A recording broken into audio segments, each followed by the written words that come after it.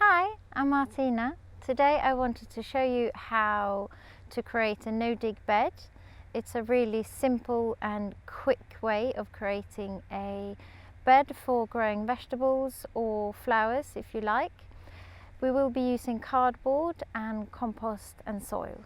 To create a no-dig bed, I like to use cardboard. You can get cardboard from anywhere for free.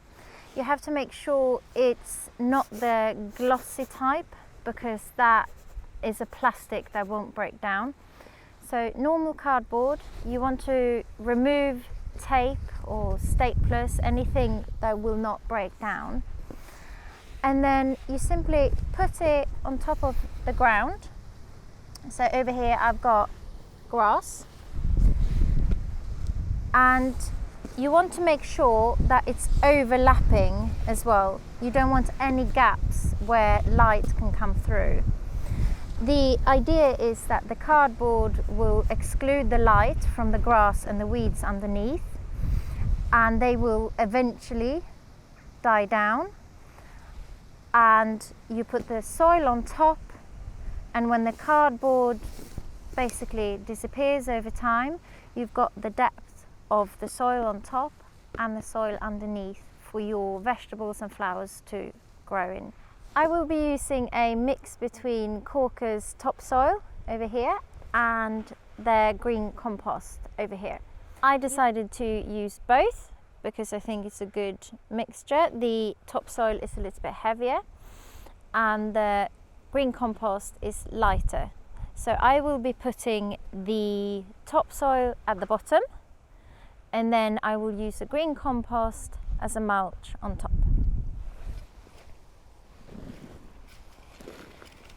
So I will spread this out a bit first.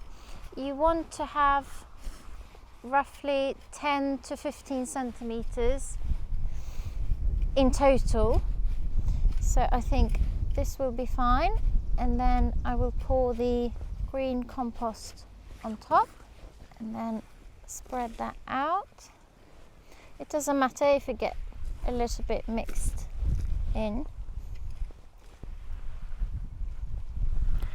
Okay, so I have finished the bed. It has rained in the meantime, but I wanted to explain the edge here on the side, the cardboard. It's quite important to leave more cardboard on the side because you don't want the grass and the weeds to grow in from the side into your bed.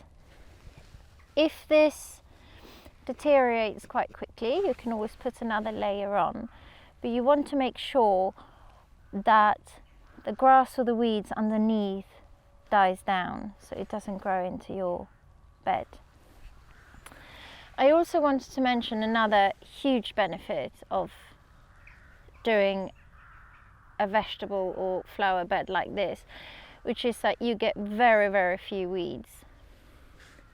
If you dig into the existing soil in the ground, you effectively disturbs the soil and it will try to recover by regrowing the weeds, and you will also have a lot of perennial weeds and seeds in there that will keep on coming up. If you use soil and compost like this, you won't have any weeds in here, which is a very good starting point. But also, if you get a few weeds coming up from underneath, let's say when the cardboard has broken down, you just simply pop them up with your hand. Try and not dig them out so much, because the more you disturb the soil, the more it's going to try to recover by letting the weeds grow. So I have used topsoil and green compost from Corker for this bed, but you can also use manure, for an example horse manure, at the bottom and then put the topsoil or the green manure on top. But the great thing about doing it this way is that you can plant straight into the bed and sow straight into the bed. You can also use garden waste at the bottom and then put soil on top if you like. There are people who also do these no dig beds without cardboard, and you can do that, but then you have to make sure that you put a lot of soil on top, because you must make sure that the weeds and the grass underneath does not get any light at all. I prefer to use it with the cardboard, and I find that that works really great.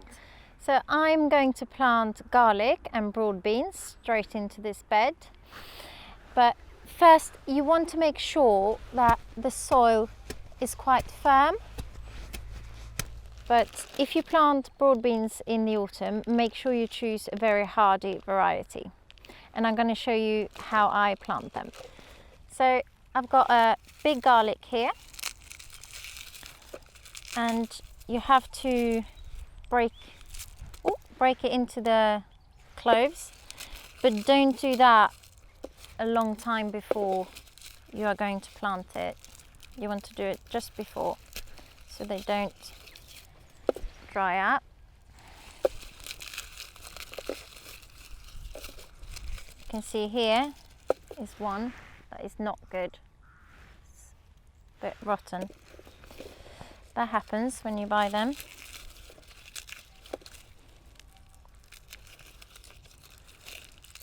So you take the clove and try, when you break them loose, try not break them too much.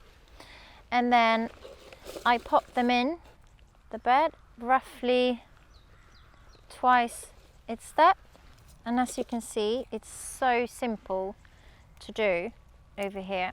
Normally they should be put about 15 to 20 centimeters apart. I tend to put them closer, maybe 10-12 centimeters apart. That works fine for me, especially if you've got good soil like this. Another thing I wanted to mention was, when you create a no dig bed, if you like, you can put a wooden border around, and you can do that to just keep the soil in place, or you can keep it forever if you like. The drawbacks of having a wooden border is that wood tends to draw the moisture out of the soil in the summer especially, and it then leaves a gap between the wood and the soil, and that gap is a perfect hiding spot for slugs and wood lice. For that reason, I prefer not to have a wooden border, but you can if you like.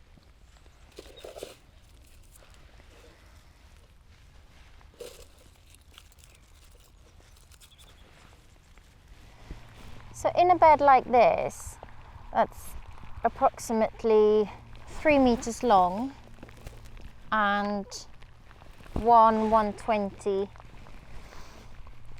wide, you can grow so much food all year round. For an example, in the spring, you can start by maybe putting potatoes, lettuce, radish, broad beans, Swiss chard, runner beans for an example. And then in the summer, maybe you like to put a tomato plant, a courgette plant in. And what's good about that is that you could, like a courgette plant, you can put it on the edge and then let it grow outwards, so you save space in the bed, so it grows over the edge. So, and in the autumn you can grow more lettuce, and you could plant, for an example, kohlrabi, carrots, spinach, Chinese cabbage, and broad beans to overwinter, which I will show you how I'm going to do that now. So I'm going to plant my broad beans on this side, which is sort of the north side of the bed, because they grow quite tall and the sun is coming from that side. I don't want them to shade the other vegetables. With broad beans, as I mentioned, make sure you choose a hardy variety if you sow them in the autumn. but when you sow them in the autumn, they will give you a nice crop earlier than if you sow them in spring. I put them roughly 5 centimeter deep, and normally they should be 20-25 centimeters apart. Again, I tend to put them a bit closer because I know that the soil here is really good, and that will be fine. You can do double rows, which also saves a bit of space. So we are sheltering from the rain. It started to rain quite heavily, but that's how you create a no-dig bed. I used Corker's green compost and their topsoil, and it's a really efficient and fast way of creating a bed where you can grow food all year round. If you want to find out more about their compost, you can go to corker.co.uk. If you want to find out more about me or follow me, I am at Simply Grow Food on Instagram and simplygrowfood.co.uk, and also Simply Grow Food on YouTube.